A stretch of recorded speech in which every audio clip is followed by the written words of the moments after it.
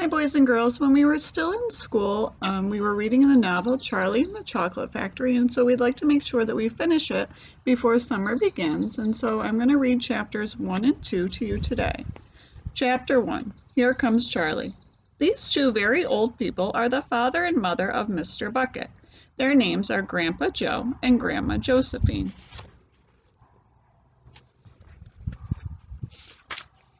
And these two very old people are the father and mother of Mrs. Bucket. Their names are Grandpa George and Grandma Georgina. This is Mr. Bucket. This is Mrs. Bucket. Mr. and Mrs. Bucket have a small boy whose name is Charlie Bucket.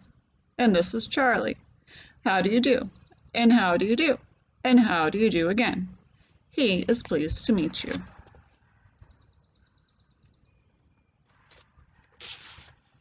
The whole of this family, the 6 grown-ups, count them, and little Charlie Bucket lived together in a small wooden house on the edge of a great town. The house wasn't nearly large enough for so many people, and life was extremely uncomfortable for them all. There were only 2 rooms in the place altogether, and there was only 1 bed. The bed was given to the 4 old grandparents because they were so old and tired. They were so tired they never got out of it. Grandpa Joe and Grandma Josephine on this side, Grandpa George and Grandma Georgina on this side. Mr. and Mrs. Bucket and little Charlie Bucket slept in the other room upon mattresses on the floor. In the summertime this wasn't too bad, but in the winter freezing cold drafts blew across the floor all night long, and it was awful. There wasn't any question of them being able to buy a better house, or even 1 more bed to sleep in. They were far too poor for that. Mr. Bucket was the only person in the family with a job. He worked in a toothpaste factory, where he sat all day long at a bench and screwed the little caps onto the tops of the tubes of toothpaste after the tubes had been filled. But a toothpaste cap screwer is never paid very much money, and poor Mr. Bucket, however hard he worked and however fast he screwed on the caps, was never able to make enough money to buy 1/2 of the things that so large a family needed. There wasn't even enough money to buy proper food for them all. The only meals they could afford were bread and margarine for breakfast, boiled potatoes and cabbage for lunch, and cabbage soup for supper. Sundays were a bit better. They all looked forward to Sundays because then, although they had exactly the same, everyone was allowed a second helping. The Buckets, of course, didn't starve, but every one of them, the 2 old grandfathers, the 2 old grandmothers, Charlie's father, Charlie's mother, and especially little Charlie himself, went about from morning till night with a horrible empty feeling in their tummies. Charlie felt it worst of all, and although his father and mother often went without their own share of lunch or supper so that they could give it to him, it still wasn't nearly enough for a growing boy. He desperately wanted something more filling and satisfying than cabbage and cabbage soup. The one thing he longed for more than anything else was chocolate.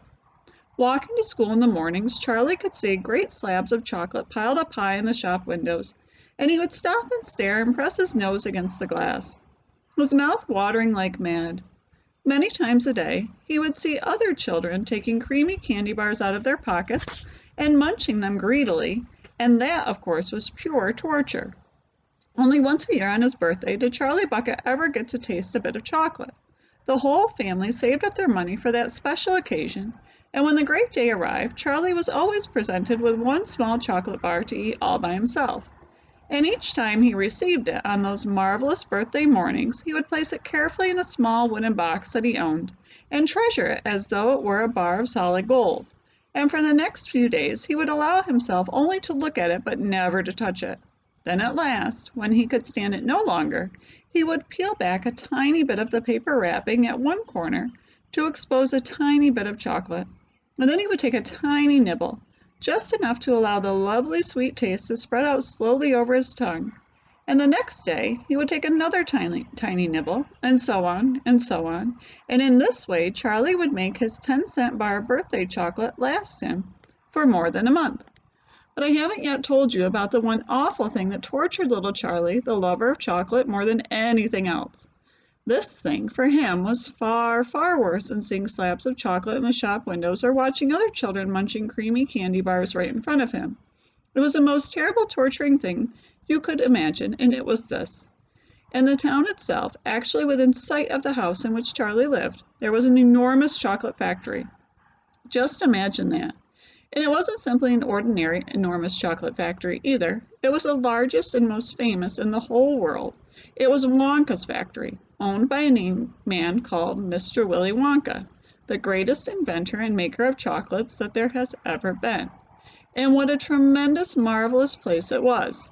It had huge iron gates leading into it, and a high wall surrounding it, and smoke belching from its chimneys, and strange whizzing sounds coming from deep inside it. And outside the walls, for half a mile around in every direction, the air was scented with a heavy, rich smell of melting chocolate. Twice a day, on his way to and from school, little Charlie Bucket had to walk right past the gates of the factory. And every time he went by, he would begin to walk very, very slowly, and he would hold his nose high in the air and take long, deep sniffs of the gorgeous chocolatey smell all around him. Oh, how he loved that smell! And oh, how he wished he could go inside the factory and see what it was like. Chapter 2. Mr. Willy Wonka's Factory.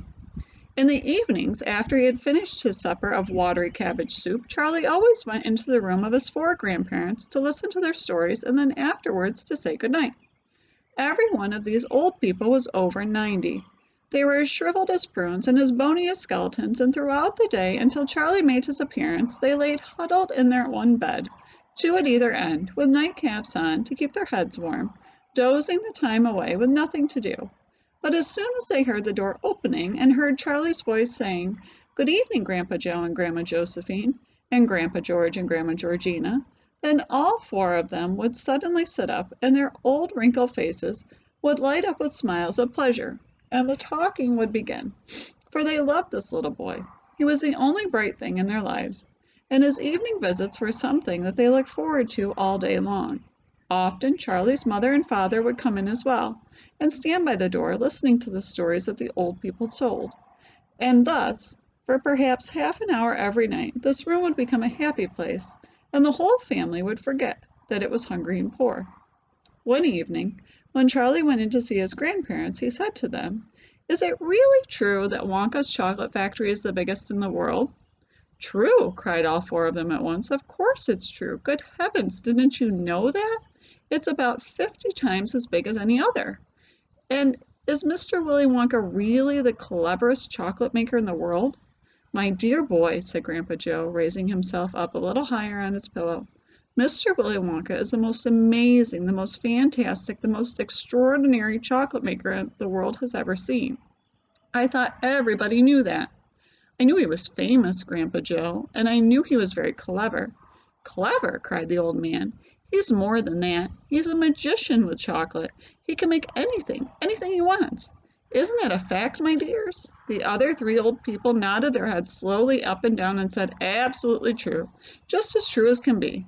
And Grandpa Joe said, "You mean to say I've never told you about Mr. Willy Wonka and his factory?"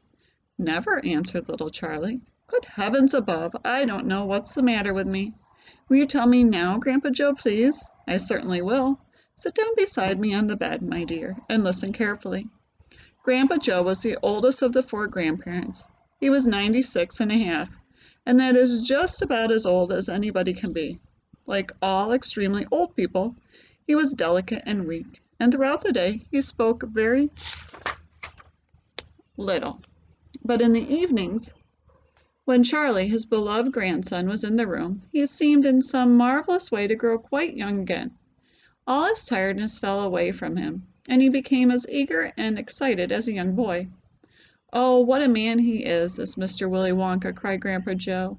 "Did you know, for example, that he has himself invented more than 200 new kinds of candy bars, each with a different center, each far sweeter and creamier and more delicious than anything the other chocolate factories can make?" "Perfectly true," cried Grandma Josephine. "And he sends them all to the 4 corners of the earth. Isn't that so, Grandpa Joe?" "It is, my dear, it is. And to all the kings and presidents of the world as well. But it isn't only candy bars that he makes. Oh, dear me, no. He has some really fantastic inventions up his sleeve. Mr. Willy Wonka has. Did you know that he's invented a way of making chocolate ice cream so it stays cold for hours and hours without being in the icebox? You can even leave it lying in the sun all morning on a hot day and it won't go runny.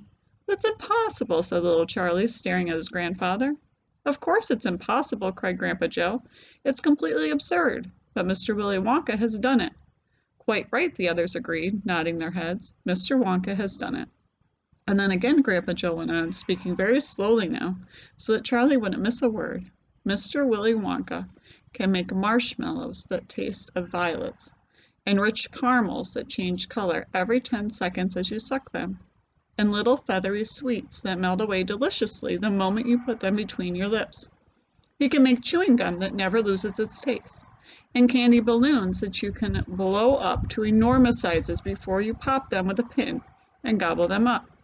And by a most secret method, he can make lovely bluebird eggs with black spots on them, and when you put one of these in your mouth, it gradually gets smaller